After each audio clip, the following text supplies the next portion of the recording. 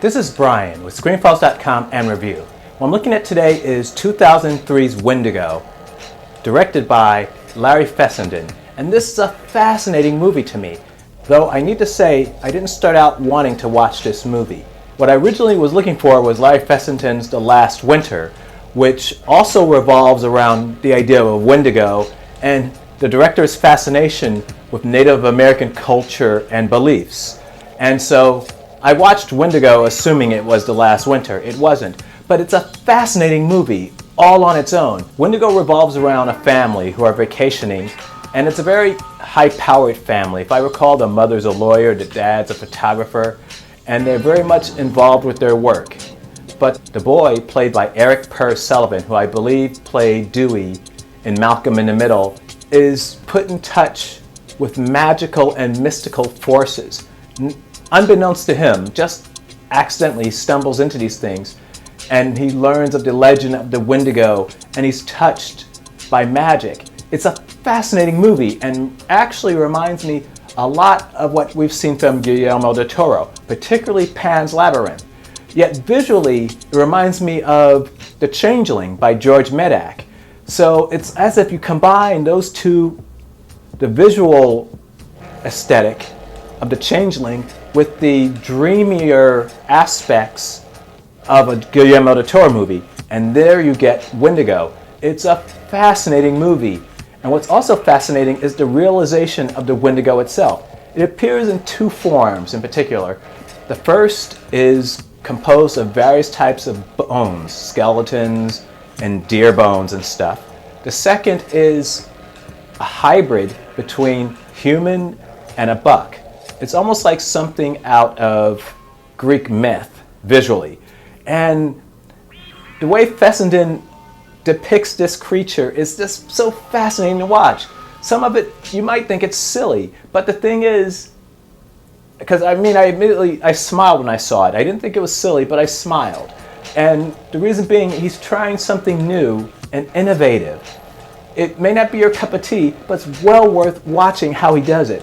Another thing that Fessenden does in Wendigo is his scene transitions. It doesn't fade to black.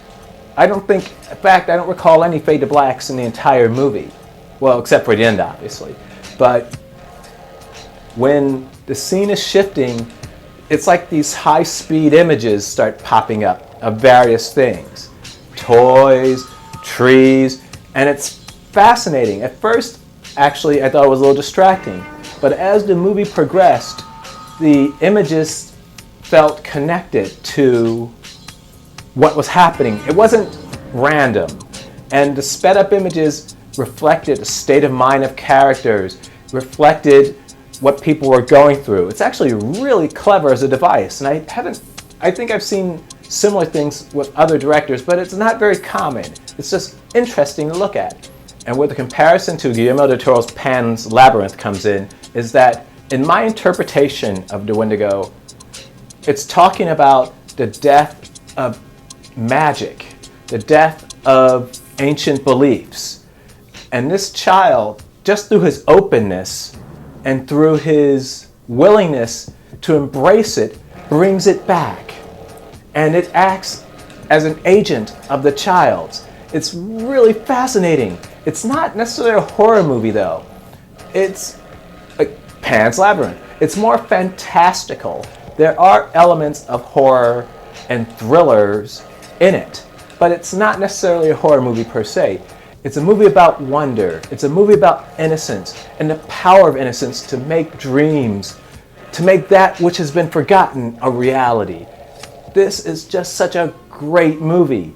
I compared it to The Changeling as well, and visually it looks like The Changeling. The Changeling was filmed, I want to say, 1980, and while Wendigo was filmed significantly later, it feels of the same. There's a grittiness to the film, and it's definitely film, and it just feels old. And I don't mean that in a bad way. or a negative way. I mean, in a sense, it feels of a different time. And it's just such a fascinating movie. If you haven't seen Wendigo, check it out. Directed by Larry Fessenden. It's on Amazon. It's well worth your time. Unfortunately, though, The Last Winter is not on Amazon. And if you have not seen it, check it out as well. It is wonderful. This is Brian with ScreenFiles.com and Review.